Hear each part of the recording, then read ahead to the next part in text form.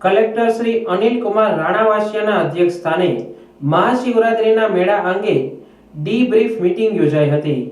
આ બેઠકમાં મહાશિવરાત્રિના મેળાને ભવિષ્યમાં વધુ બહેતર બનાવવા માટે વિચાર વિમર્શ કરવામાં આવ્યો હતો। સાથે જ અધિકારીશ્રીઓએ ફરજ દરમિયાન અનુભવોની આપ-લે કરી હતી।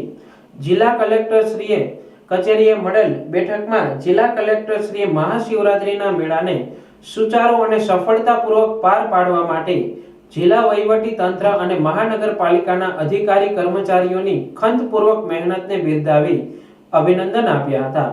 ઉપરાંત સંબંધિત વિભાગના અધિકારીશ્રીઓના પ્રમાણપત્ર આપી સન્માનિત કર્યા હતા। જિલ્લા કલેક્ટરશ્રીએ જુદા જુદા વિભાગના અધિકારીઓએ પ્રેઝન્ટેશન નિહાળ્યા બાદ જિલ્લા કલેક્ટરશ્રીએ પ્રતિભાવ આપતા કહ્યું હતું કે ભવિષ્યમાં મૃગીકુંડમાં સુચારુ વ્યવસ્થાઓ જળવાઈ રહે તે માટે રિસ્ટ્રક્ચર સહિતના આયોજન કરવામાં આવે તે જરૂરી છે। ઉપરાંત રવેડીમાં બિનજરૂરી લોકો પ્રવેશે નહીં અને રવેડીના દર્શન સામાન્ય લોકોને મુશ્કેલીઓ ન પડે તે માટેની વ્યવસ્થા સંદર્ભે પણ જરૂરી દિશા નિર્દેશ કર્યો હતો।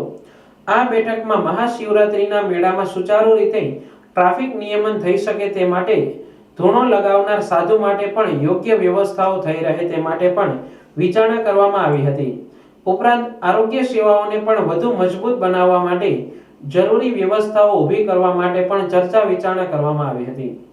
આ બેઠકમાં ખાસ કરીને લોકોનું આવાગમન સરળતાપૂર્વક થઈ શકે અને ટ્રાફિકનો પણ પ્રશ્ન ન ઉદ્ભવે તે માટે પણ પરામર્શ કરવામાં આવ્યો હતો। ઉપરાંત ભાવિકોને ભવનાથ સુધી પહોંચવા માટે વધુ મિની બસ મૂકવામાં આવે તે માટે પણ કલેક્ટરશ્રીએ સૂચના આપી હતી।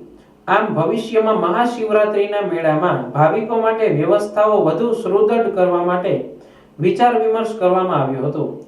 મહાશિવરાત્રિના મેળાનું સુચારુ અને સફળતાપૂર્વકના આયોજન માટે સાધુ સંતો સહિતના ગણમાન્ય લોકોએ જિલ્લા વહીવટી તંત્રને અભિનંદન પાઠવ્યા હતા। આ બેઠકમાં જિલ્લા વિકાસ અધિકારી શ્રી નીતિન સાંગવાન, પ્રાંત અધિકારી Shri Charansinh Gohil, deputy commissioner Shri Ajay Zapda, police, આરોગ્ય, વન વિભાગ સહિતના વિભાગના અધિકારીઓ ઉપસ્થિત રહ્યા હતા।